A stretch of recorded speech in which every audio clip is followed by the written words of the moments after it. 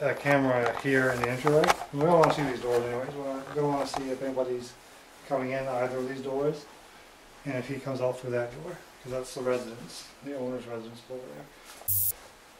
Behind me is the entryway that goes out to the riverside, and you can see the big door there. We'll make sure we close the locks on that, just make sure we can come in. We're also going to put a camera on that. And we're on the first floor, where people wouldn't be able to get in. We're going to go upstairs and look at the other areas where we're going to put some cameras.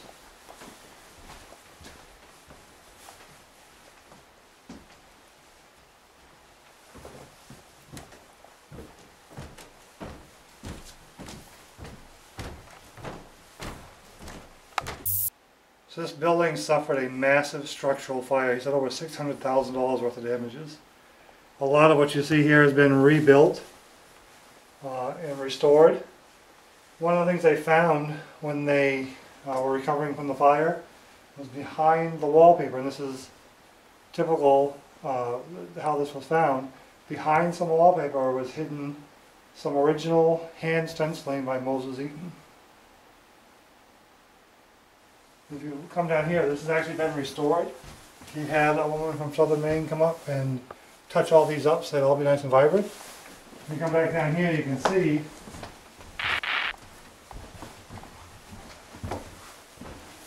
here's an example of the stenciling by Moses Eaton that was found behind the wallpaper.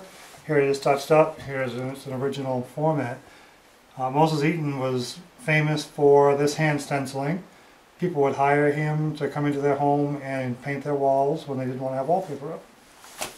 A lot of homes that you'll find this in are actually on the historic register, and this is kind of a highly coveted aspect of a historic home, to have these stencils in it. And you see them on these walls and actually on the stairs as well, on the face of the stairs going up.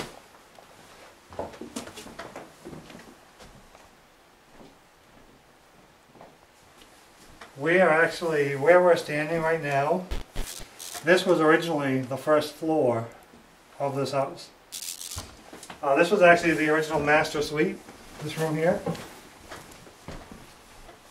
So this would have been the master bedroom when this was on the first floor. They jacked this building up 12 feet and then put the first floor beneath it.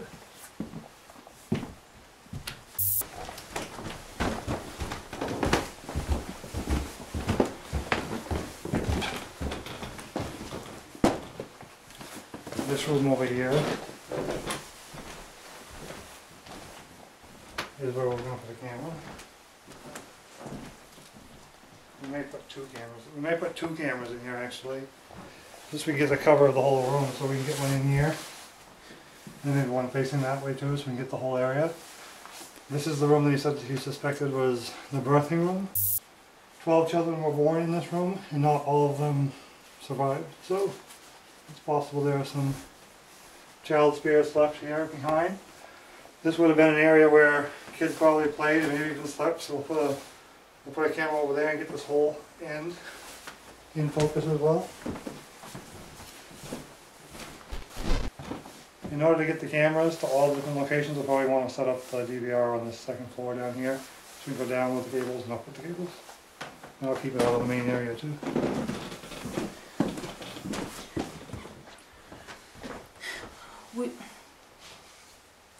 We're starting the first phase of our investigation on night 1 at the Trebor Mansion Inn in Guilford, Maine. There's been reported activity up here on the 3rd floor. I'm not quite sure what it is, but I think it has to do with that area down there. So that's where we're going to focus our investigation tonight. We have toys on the railing over here, and this camera is focused on those toys. So if anything happens to them, if they move, if they get rearranged, this camera is going to catch it. Also, when we leave and go home tonight, we're leaving security cameras up all night long, and there's one right there. So it's going to keep an eye on all of these toys. There's also 2 more tennis balls right here being recorded by another camcorder, which is right there. So if anything happens with these, they're delicately balanced on the railing. So we're hoping that a spirit will come by and knock them off. Right now we're going to start our EVP session and let you watch. Whoa. Oh, I forgot to mention. We also have 2 flashlights. One above my head right there, and one on that chair right there. Right there. I don't know if you can see me. But when it goes off, you'll be able to see it. Okay, so to any of the spirits who are here at the Trebor Mansion Inn, we are ZeroLux Paranormal, and we're here to communicate with you. We just want to find out who you might be, why you're here, maybe a little bit about you. So don't be afraid. Feel free to communicate with us when we ask you to. My name is Tony. My name's Kat. And we're going to start asking you a few questions. I heard a thump or something. Did you? Go ahead. We're going to start asking you a few questions. We have several devices, several objects scattered throughout the house. You should recognize them. They all have little red lights on them, or multiple red lights. Hello? Are you here? Is there someone here with us who's trying to communicate with us? Can you please turn on the flashlight? If the answer is yes, the flashlight's on this chair right here. Come over and tap it, and it'll go on. Are there any children here? Can you turn on the flashlight to let us know if there are children? Thank you.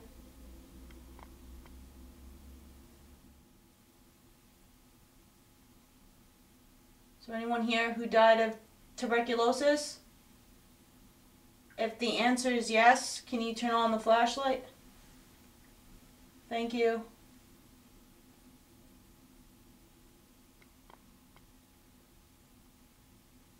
To the person that passed of TB, were you over the age of 18? Were you an adult? Can you please turn on the flashlight within the next 10 seconds if the answer is yes?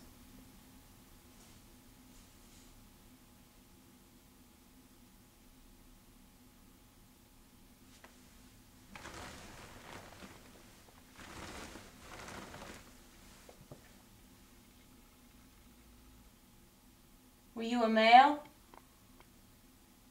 Were you a gentleman? Can you please turn on the flashlight to let us know that you're communicating with us, that you're a male? Within the next 10 seconds, please. Whoa. That's bright and solid. Thank you.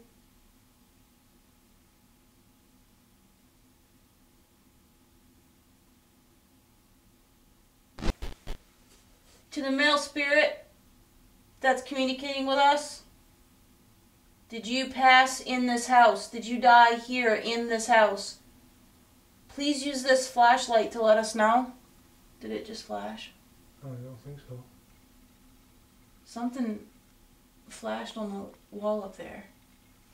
Thank you.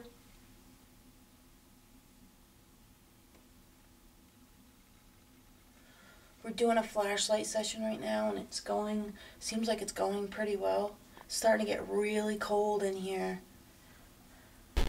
We seem to be speaking to a male spirit. That's all we know right about now, based on what we've done so far. We also know that he's over 18. To the mother of the children, the mother that had all the children that passed, are you here with us? Are you letting us know you're here by making it colder in here? Can you please give us a sign of your presence in a non-threatening way? Something loud and something that we cannot confuse as being something else? You could turn on the flashlight within the next 10 seconds to let us know that you're here. Or you can make a really loud sound inside of this building that lets us know that you really want to speak to us. I just heard a tap while you were talking. We just asked for a really obvious sign of his mother's presence and it's gotten so cold in here that Tony can see his breath. I saw his breath. I felt like someone breathed in my left ear a few minutes ago, but then we heard this really loud sound, right? Well, you asked for a sound. And it was in that bedroom back there. It was behind Tony. That's the birthing room.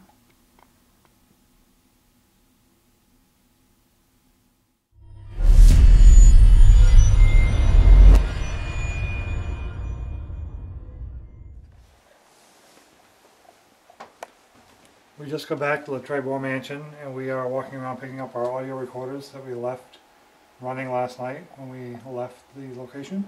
And we're also going to be picking up our security cameras.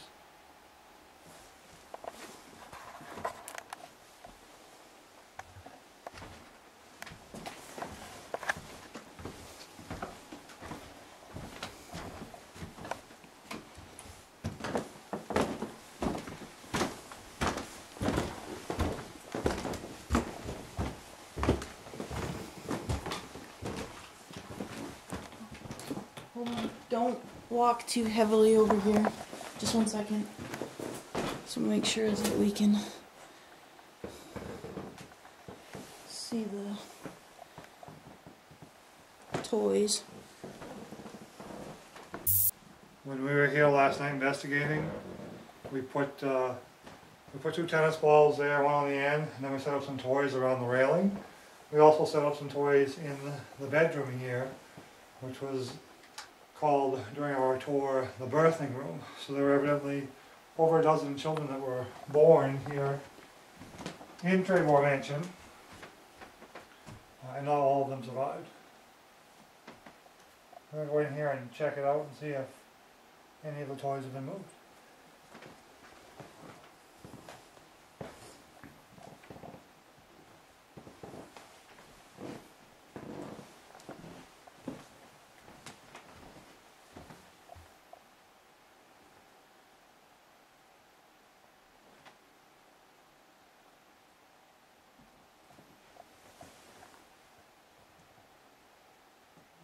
First glance, it doesn't look like anything's been moved.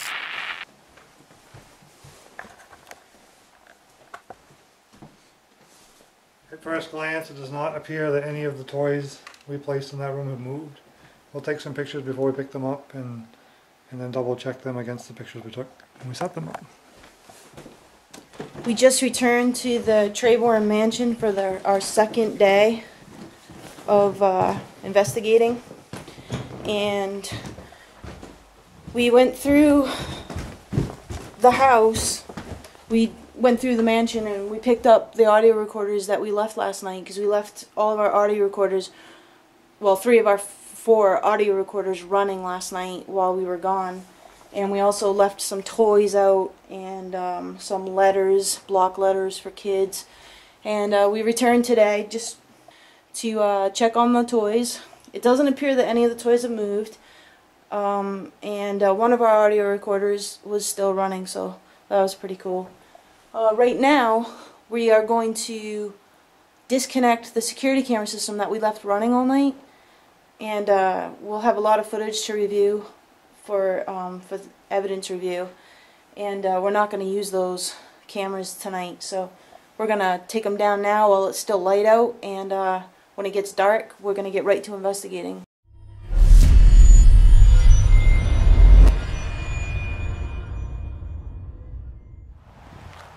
Well, it's night now, and as you can see, I'm outside, so it's definitely dark out, and we're about ready to go inside and start our investigation, our nighttime investigation, as soon as Tony gets out of the car.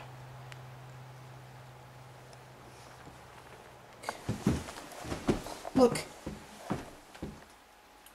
What is that doing there? So, Why is it there? I don't know, the tennis ball must have come down off of the railing up above. There was a tennis ball in the middle of the floor on the 2nd floor.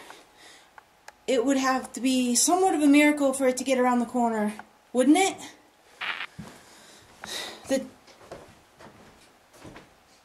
Ooh, What?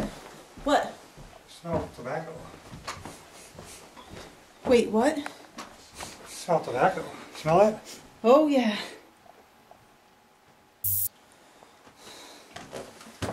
Alright, so, hold on now. I'm gonna actually narrate this. Actually, we have 2 tennis balls going. What? The 2 tennis balls, both of these tennis balls in this box. What did you say? Both tennis balls from this area that were on these are gone. Did you put one back? Remember how one came off? Did you put it back? Yeah, I put them both back. Because when they come down, it's because I grabbed them because I think they're like the top of the railing, and they're not. And so there's one over there. There's one down there. So we're about to do an experiment. Tony's up there. Tony's right up there. And he says that he can make that ball land where this one on the floor is behind me. This one on the floor. It came from the railing upstairs. So he's gonna,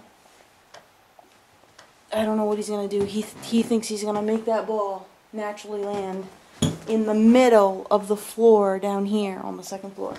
So let's watch him try to do that. Okay, go ahead. Okay, well, there's attempt number 1. Okay. This is attempt number 2.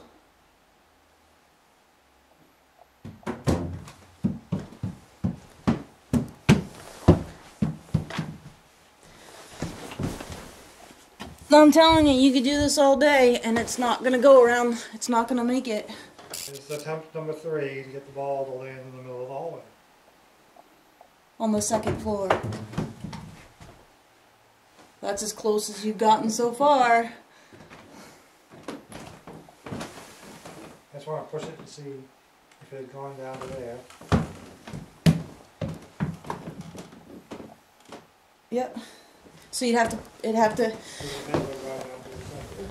Okay, so that was 2 times. 3 times, I mean, yeah.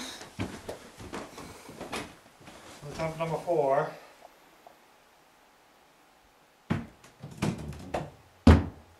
Whoa!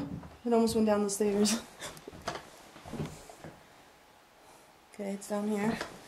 So that did finally make it into the hallway area down here. So you know what that means? That means that we've just experimented trying to get a tennis ball to land on the floor in the hallway underneath this one. I'll show him. Hold on, wait, ready? So there you are, and here's where this one landed, right there. So we're trying to get the ball from that position, and the reason why we know it's that one is because there's another tennis ball. When we left here, we had a ball here, and we had a ball here. And there's one tennis ball over there. One tennis ball landed on the floor right there, and the other tennis ball landed on this floor down here. So we know that this ball, the ball in that was in that position. Right. And we also know that we left these tennis balls here all night last night, and they were there all night and all day today until we came back. These tennis balls had not moved. We came in, we set up some equipment, then we left and went to dinner. When we came back, we saw that tennis ball down there, and when I came up to the 3rd floor, the other tennis ball was in the hall up here. So we've been trying to experiment to see if we can get the tennis ball to land in that spot or close to that spot. And what we have found that unless the tennis ball goes between the railing, it will not land down there. It'll go back there, it'll end up at the bottom of the stairs, or we'll do it one more time. This is attempt 4, going to the left side of the railing.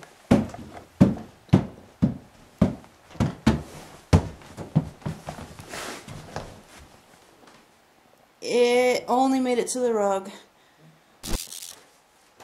We'll do this one more time, and I'll bump it into the middle, and you'll see where this one goes.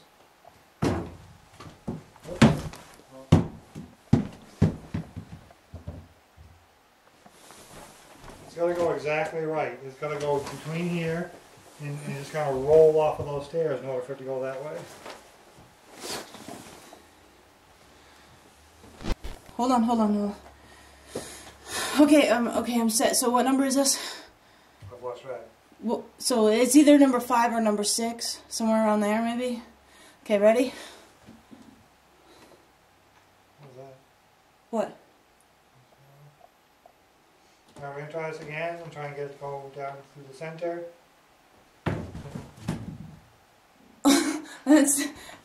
It went down the center, but that's the second time it landed right there on the step. So this is the second time it's landed on that step. But I'm just going to push it off the stairs so you can see the path that it would have to take to land in the center. That didn't work? Try this again.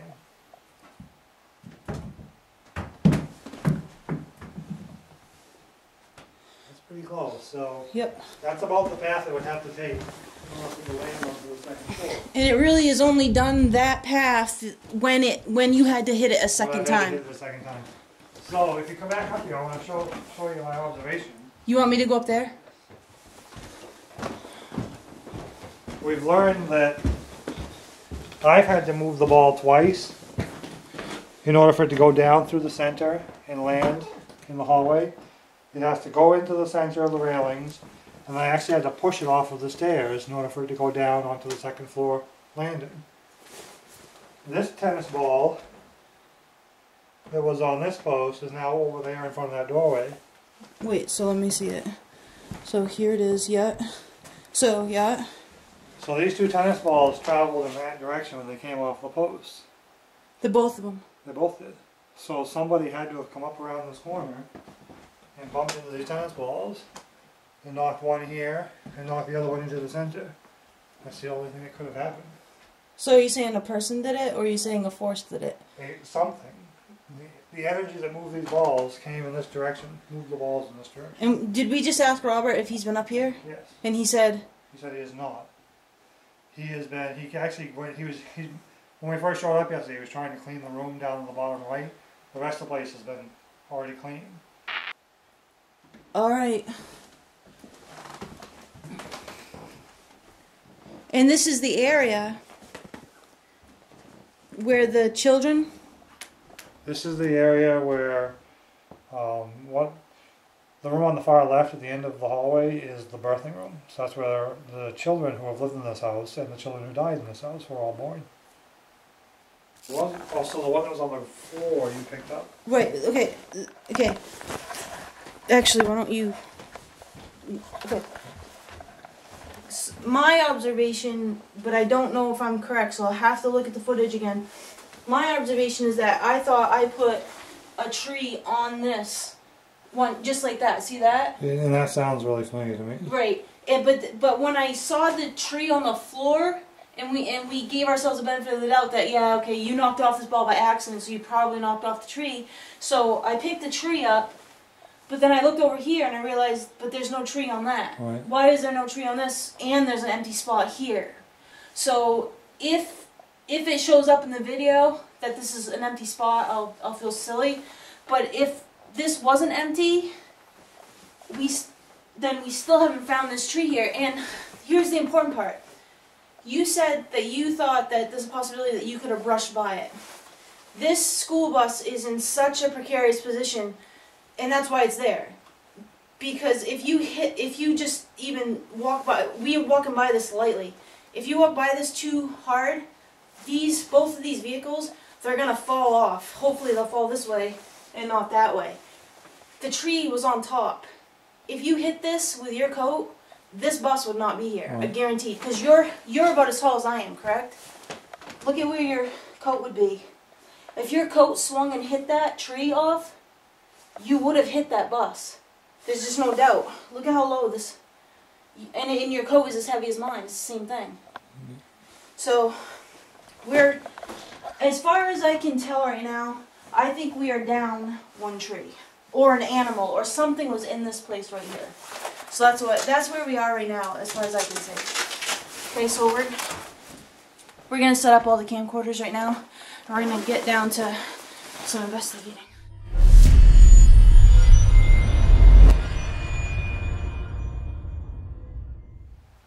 So far, we haven't had any personal experiences, and we haven't had any compelling experiences which we've recorded on our recorders or on our tools in person while we've been here in person. However, we did leave all of our recording equipment going while we were not in the building, and that was the entire overnight, the entire period of the overnight. So we're talking 12 plus hours, roughly, well, more than 12 hours. What's that? That the recorders were running. 17 hours. 17 hours. That is a lot of audio review. What? 17 hours from the time we started. I think was the total runtime. Okay. So far, there haven't been any personal experiences, and when we were here during our first night, which was last night, we did have a little bit of interesting activity with the flashlights, and we didn't really do much with any other tools that we were using. So I'd say,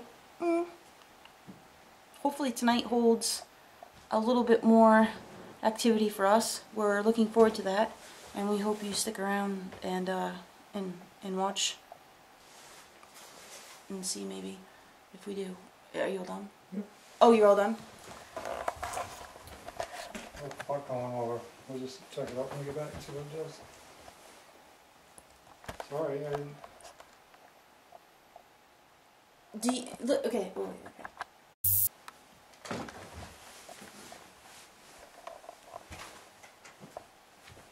The puck is all set up in the birthing room. We're going to leave it running while we go have some dinner and talk about our plan of attack for the evening. When we get back, we'll just check it out and see if we recorded anything or if there's anything pertinent to that room or this location or our investigation this evening.